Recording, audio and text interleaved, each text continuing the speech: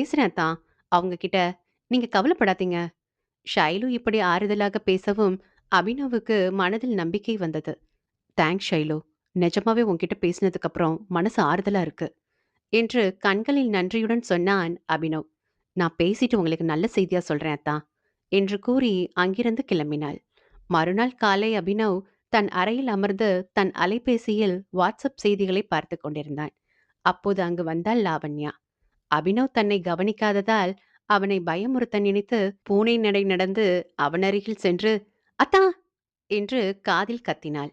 திடுக்கிட்டு திரும்பி பார்த்தான் அபினவ். அங்கு நக்கலாக சிரித்தபடி நின்றிருந்த லாவண்யாவை கண்டதும் ஏய், கொஞ்சமாச்சும் அறிவு இருக்கா உனக்கு? இப்படி திடீர்னு காதுல வந்து கத்துற? இப்ப யாரு உன்னை இங்க கூப்பிட்டாங்க? லூசு என்று கத்தினான். உடனே லாவண்யாவுக்கும் கோபம் வந்துவிட்டது. போதும் அத்தான், நிறுத்துங்க. சும்மா கேலியா செஞ்சதுக்கு இப்படி கத்துறீங்க?